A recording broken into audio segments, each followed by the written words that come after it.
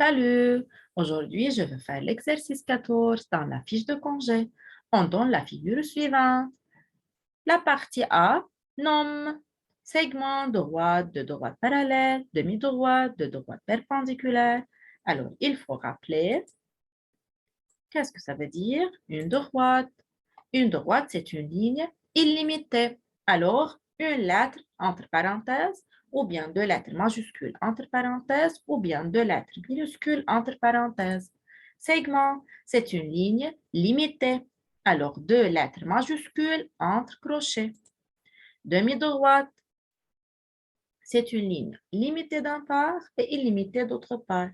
Alors, une lettre majuscule avec le crochet et une lettre majuscule ou bien une lettre minuscule avec le parenthèse. Deux droites parallèles, ce sont deux droites qui ne se rencontrent jamais. Deux droites perpendiculaires, ce sont deux droites qui ont un angle droit. Deux droites séquentes, ce sont deux droites qui ont un point commun. Maintenant, la partie A, nomme trois segments. Alors, deux lettres majuscules entre crochets, par exemple MN. Un autre exemple, PR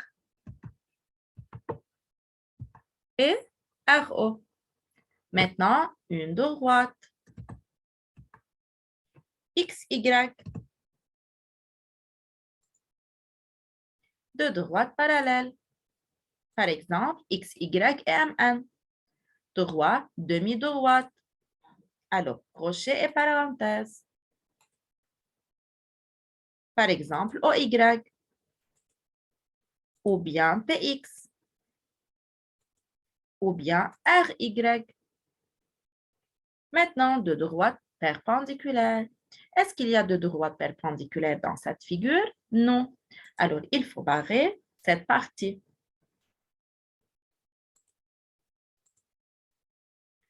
Maintenant, trace D, la perpendiculaire à MN passant par P. Alors, perpendiculaire à MN passant par P.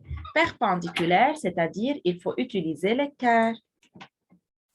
Il faut mettre l'équerre sur la droite MN et il faut glisser l'équerre jusqu'à arriver au point P.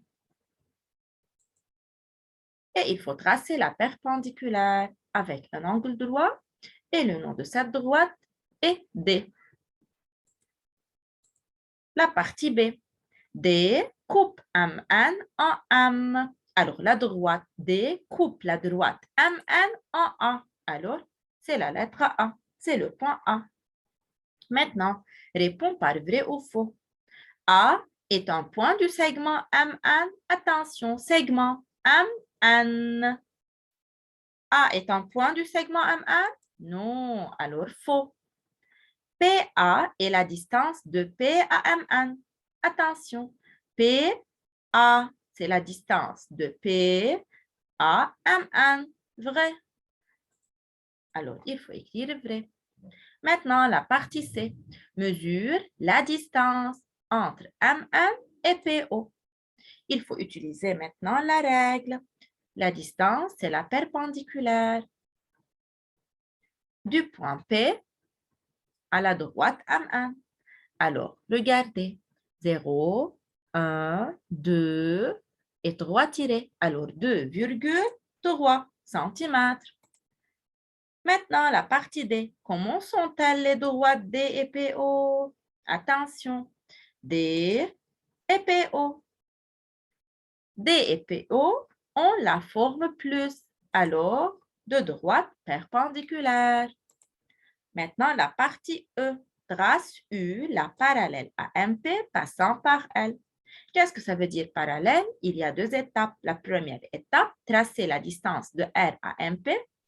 Deuxième étape, tracer la perpendiculaire à cette distance. Alors, il faut utiliser l'équerre deux fois. Attention, il faut mettre l'équerre sur la droite MP, pardon, et il faut glisser l'équerre jusqu'à arriver au point R. Et il faut tracer la distance de R jusqu'à la droite MP. Maintenant, il faut mettre l'équerre sur la distance passant par le point R. Et il faut dessiner la parallèle U. N'oubliez pas les angles droits. Maintenant, la partie F. Complète le tableau. Nom, nature, sommet et côté. On a ON et OY. Attention, ON et OY.